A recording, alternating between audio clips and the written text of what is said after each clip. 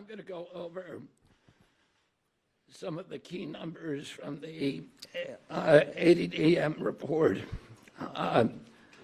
Overall, the autism is increasing in prevalence at an alarming rate. The study tests 8-year-olds who were born in 2014. And by the way, these studies are 2 years later than they should be. And one of the things that we're going to do as we move this function to the Administration for a Healthy America, to the chronic disease, the new chronic disease division, is we are going to have updated real-time data so that people can look at this, so Americans can understand what is happening with chronic disease in this country in real time, and not have to wait 2 years to react. We don't wait 2 years to react to a measles epidemic, and we should not, or any kind of infectious disease. We shouldn't have to do that for diabetes or autism. The ASD prevalence rate in 8-year-olds is now 1 in 31. Shocking. There's an extreme risk for boys. Overall, the risk for boys of getting an autism diagnosis in this country is now 1 in 20. And as high in California, which has the best data collection. So it probably also reflects the national trend, 1 in 12.5 boys. This is part of an unrelenting upward trend. The prevalence 2 years ago was 1 in 36. Since the first ADDM report in 1990, which was 1992 births, autism has increased by a factor of 4.8.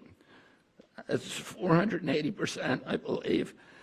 The first ADDM survey was 22 years ago, when prevalence was 1 in 150 children.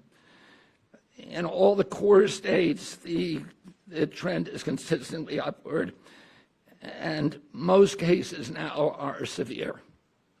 So about 25% of the kids who are diagnosed with autism are nonverbal, non-toilet trained, and have other stereotypical features, head banging, tactile and light sensitivities, stimming, toe walking, etc. One of the things that I think that we need to move away from today is this ideology that the autism diagnosis, that the autism prevalence increases, the relentless increases, are simply artifacts of better diagnoses, better recognition, or changing diagnostic criteria. If you look at Table 3 of the ADDM report, it's clear that the rates are real, that they are increasing in the last 10 years, which is the beginning with the first one, year by year, there is a steady, relentless increase.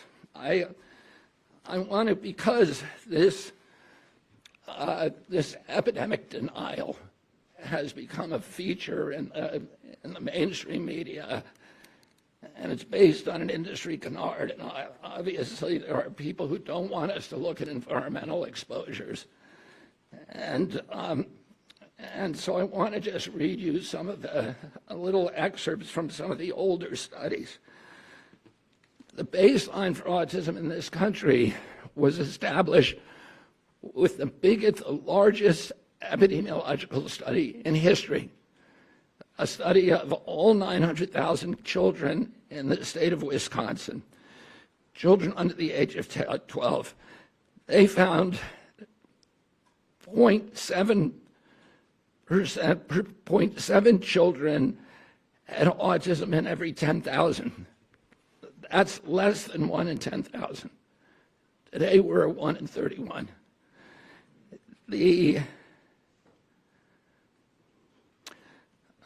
That study also confirmed the 4-to-1 male to female ratio.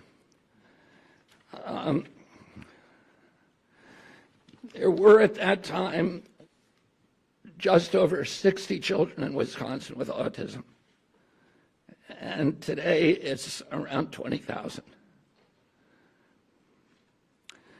In 1987, there was another exhaustive study, a peer-reviewed study in North Dakota, set out to count every child in the state with a pervasive developmental disorder, including autism. That study meticulously combed through every record, every diagnosis, and he even conducted in-person assessments of the entire population of 180,000 children under 18. The autism rate they found was 3.3 per 10,000. So that's in line with the 1 in 10,000 that was found in Wisconsin 17 years earlier. For context, today, the last number of 1 in 36 is 83 times higher. In 1987, out of every 1 million kids, 330 were diagnosed with autism. Today, there are 27,777 for every million. If you accept the epidemic denier's narrative, you have to believe that researchers in North Dakota missed 98.8% of the children with autism. That thousands of profoundly disabled children were somehow invisible to doctors, teachers, parents, and even their own study. The same researchers who followed the original cohort for 12 years to double-check their number, they went back in 2000 and found that they had missed exactly one child. So doctors and therapists in the past were not stupid. They weren't missing all these cases. The epidemic is real.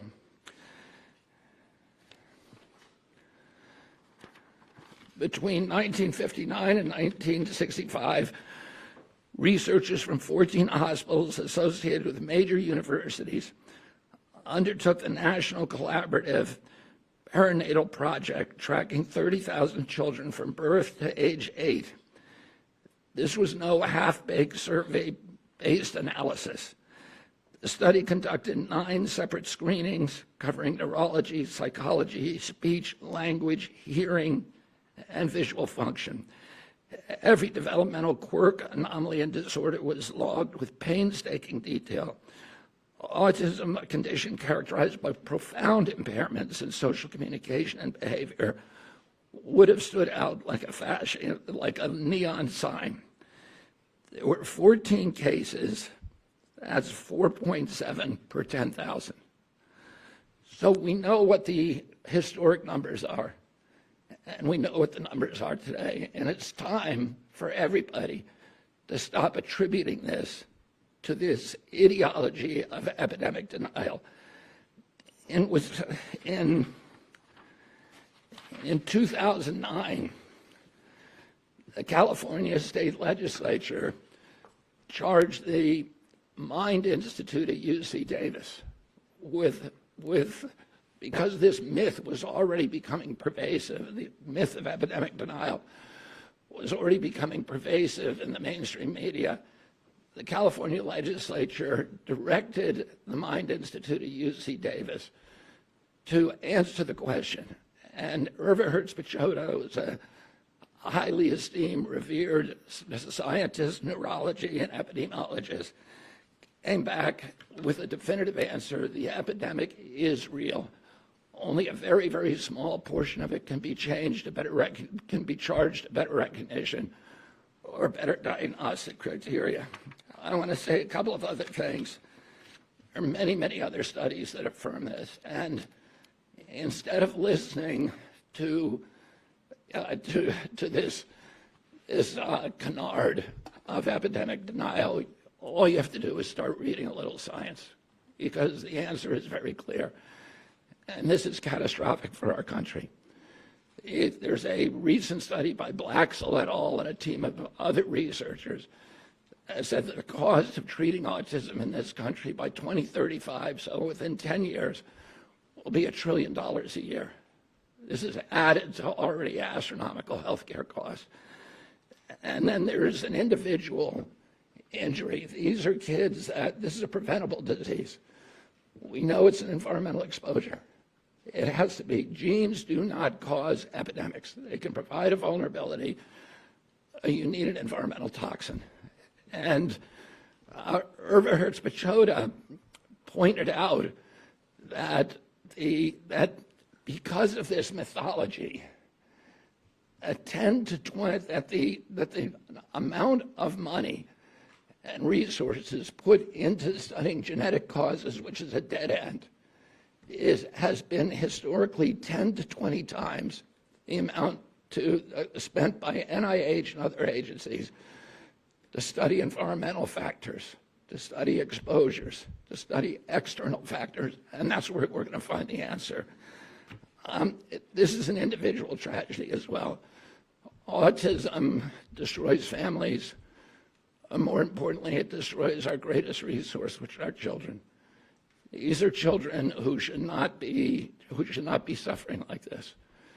These are kids who, many of them were fully functional and regressed because of some environmental exposure into autism when they're 2 years old. And these are kids who will never pay taxes. They'll never hold a job. They'll never play baseball. They'll never write a poem. They'll never go out on a date. Many of them will never use a toilet unassisted. And we have to recognize we are doing this to our children, and we need to put an end to it. And I think I'm going to have Walter Zaharodny, who is the most senior researcher for this project for ADDM, and has been doing this for many years, to come up and say a little.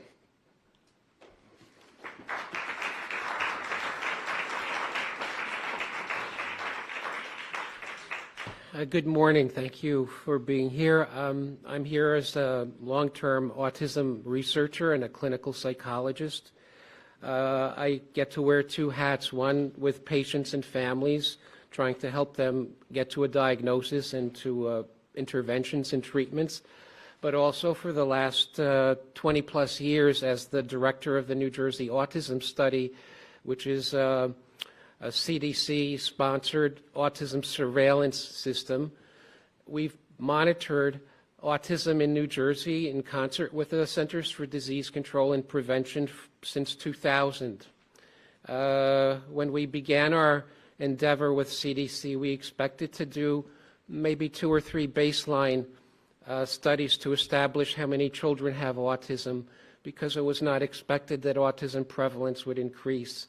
Other childhood disabilities, neurologic disorders do not increase or change over time. But somehow, for some reason, with autism, everything was different. Autism went from being a very unusual, rare disability, which affected, as the secretary said, 1 child in maybe 10,000, to being known in every community, every school district, every center that cares for children with disabilities. Autism is real. It's a true disability. It's not a personality quirky issue. Everything has changed for the individual with autism, and while there's a wide range of expression, it does change the family, and it does inevitably change the community and the society in which we find it. Autism prevalence has increased very dramatically. It's increased in New Jersey, where we have excellent resources and access to services, and it's increased in all the states in the network. It's increased not only by the CDC ATOM network, active surveillance activities, but it's increased according to federal IDEA statistics and information from a multitude of surveys. It is a true increase. There is better awareness of autism, but better awareness of autism cannot be driving a disability like autism to increase by 300% in 20 years. That's what we saw in New Jersey. That's what the CDC report of yesterday indicates. And that's what, in my opinion, future reports from epidemiologists will show. The data provided in yesterday's report strongly suggests that not only is this a high point of autism prevalence, but in the future, rates can only be higher. Autism deserves to be treated as a real public health phenomenon, and I would say is an urgent public health crisis. It's not just that we're more astute or perceptive. It's not like 2 or 3 children out of for every one with autism has remained invisible. Autism is striking, and the consequences are lifelong. So I would urge everyone to consider the likelihood that autism, whether you call it an epidemic, a tsunami, or a surge of autism, is a real thing that we don't understand, and it must be triggered or caused by environmental or risk factors. We need to address this question seriously because, in my opinion, for the last 20 years we've collected data but not made real progress in understanding what causes autism or how to effectively prevent it or treat it effectively. So I urge you to read the report very carefully.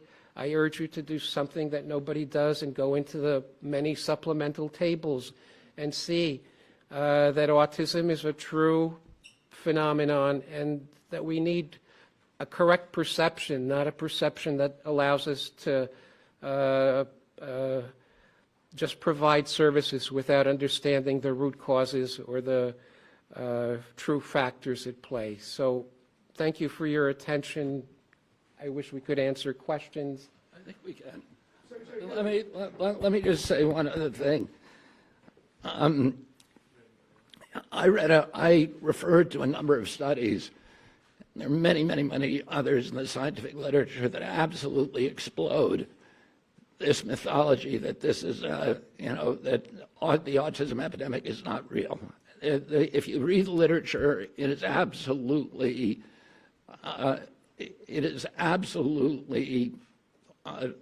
indefensible to continue to promote this. But it doesn't take you to read the literature. It just takes a little common sense. If the epidemic is an artifact, a better diagnostic criteria or better recognition, then why are we not seeing it in older people? Why is this only happening in young people? I asked Walter before we came out here, I said, have you ever seen anybody our age? I'm 71 years old with full-blown autism, head banging, nonverbal, non-toilet trained, stimming, toe walking, these other stereotypical features. Where are these people walking around the mall?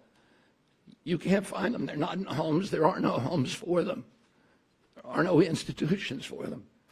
Why are we seeing them on the street? Anybody can look around and see that this is a canard. And then you have to ask yourself, why is it so pervasive? Why has it been thrown up against us for so many years? And clearly there are industries. This is coming from an environmental toxin. And somebody made a profit by putting that environmental toxin into our air, our water, our medicines, our food. And it's to their benefit to say, to normalize it, to say, this is all normal, it's always been here. But that's not good for our country. And it's not good for the press to not be more inquisitive, to not be more skeptical.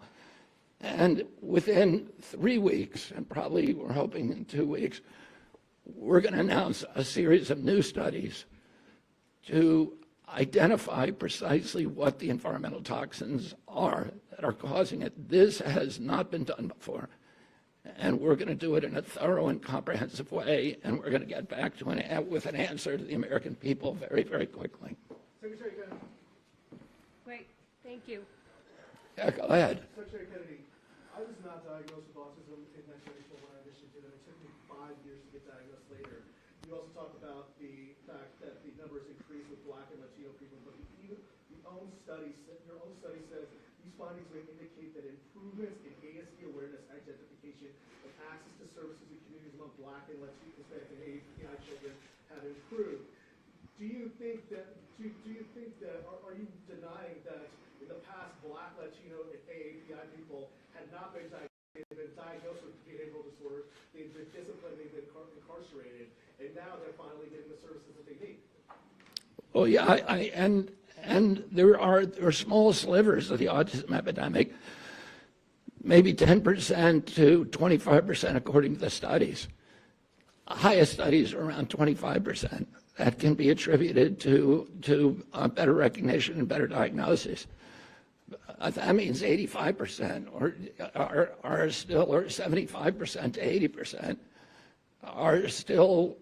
are part of an epidemic, and that's too many. And that is what we need to redress. Walter, do you have something you'd like to add? There's better recognition of autism and better awareness because there are more children with autism, and the professionals have greater reason to learn from their experience and to diagnose. I wish the contrary was true, but it's not like better awareness pushes something that's not there. Rather, something that's there is being recognized. Can you please say your first and last name and outlet before asking a question? By the way, my name is Eric Garcia, The Independent. Thank you.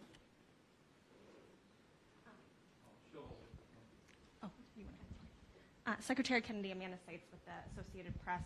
Some of the CDC's own research has concluded that there's a genetic link at play with autism. Are you saying today that you don't trust that research or that it was wrong? Could you expand a little bit more on that? No, there is, we have really good genetic markers now, and they provide a vulnerability. But those genetic markers alone are not going to dictate your destiny. You need an environmental toxin. I mean, there are many genetic markers that dictate the methylation capacity of the human body. Those contribute to, those dictate, listen, with many people smoke cigarettes, and only 1 in 5 died from lung cancer. There were 4 of them that didn't. And those were the ones that had some circumstances, probably genetic, that made them more susceptible to it. And the same is true. We know that that glutathione production, and glutathione is an enzyme that helps the human body excrete metals and toxins. People with low glutathione production are more vulnerable. People with the MTHFR gene, which dictates methylation, are more vulnerable. People with high testosterone are more vulnerable. So there are a lot of genetic vulnerabilities. You need an environmental toxin. Alex at Fox. Alex. Hi, Alex Hoff, Fox News. In seeking out an environmental toxin, do you feel that if one or several are detected or put on your radar, do you think it would be the same one causing issues at both ends of the spectrum? Children who struggle with, let's say, sensory issues, all the way to those who are fully care dependent, unable to speak. Would it be the same catalyst in all of those varying conditions, you think? Well, those are the kind of studies we're going to do. And you're right, there's a spectrum of injuries, and we don't know. There are studies that look at maternal activation, so that something happens in the womb. There are studies that look at other genetic causes. The issue that we know is genes don't cause epidemics. You need an environmental toxin, and we're going to look at all the potential culprits. We're going to look at mold. We're going to look at food additives. We're going to look at pesticides. We're going to look at air and water and medicines. So we're going to look at ultrasound, because there's a timeline that something happened. In fact, Congress said to EPA, ordered EPA to tell us what year the autism epidemic began. The EPA scientists came back and said it happened in 1989. Oh, you have to find a toxin that became ubiquitous around that time period. And that affected every demographic from Cubans in Key Biscayne to Inuit in Alaska. And that affects boys at a 4-to-1 ratio as girls. There's a limited universe of those, but actually it's quite large. And, Eberhard Spichota was the one who suggested that one of the things we have to look at is ultrasound. I don't think that that's probably a factor, but it's one of the exposures that became ubiquitous during that period. And we're going to look at all of them agnostically. We're going to find the potential exposures that increased during that time period. And then we're going to we're going to see if there is a link to this injury. Thank you. Nathan at Epic Times. I'm sorry, can I please go? I've been No, waiting. Nathan. Nathan. Yes, Nathan Worcester with Epic Times. During that same time period of increasing autism prevalence or diagnoses, there's also been a significant increase in maternal and paternal age. Couldn't that be a significant contributor With what? beyond maternal and paternal age? Yeah, we're going to look at all of that. We're going to look at obesity in the parents. We're going to look at the age of the parents. We're going to look at diabetes in the parents. We're going to look at all of these potential exposures. And because of AI and because of the digitalization of health records and the massive health records that are now available to us, we can do this much more quickly than has ever been done in the past. Cheyenne. This is our last question. Thank you. Do you still pledge to have answers by September, or is that going to be the beginning of this process? And are you open to following the science regardless of whether it confirms some of your expectations or not? Yeah, I mean, we're gonna follow the science no matter what it says, and we will have some of the answers by September. It's going to be an evolving process. We're going to involve, we're going to issue grants the way that it's always done to university researchers and others. We're going to remove the taboo. People will know they can research and they can follow the science no matter what it says without any kind of fear that they're going to be censored, that they're going to be gaslighted, that they're going to be silenced, they're going to be defunded, delicensed, and we're going to give them permission to do this research. And then we're going to open it up to the research community, and we're going to task them with certain outcomes, and we're going to have them come and bid on how to do the research. This is all being run by Jay Bhattacharya and I think Martin Koldorf may be also working on this on designing the grant proposals.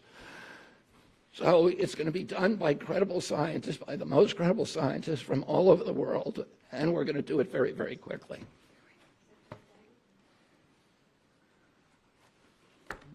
Yeah, one more question. Once You identify yourself. sorry, I'm Emma Bevins with Fierce Healthcare. Once you identify which environmental toxins are causing autism, what do you expect the impact to be on the industries that are causing those? You cited industry as something that would cause it. I think we're going to figure out a way to make pressure on them to remove it. And I think also, there will be market forces that also exert pressure on them to remove it. And I want to say that I'm very grateful to President Trump because he tasked me on day one of this job with making this a priority, of finding out what's causing the autism epidemic, and we are going to do it for him. Thank you all very much.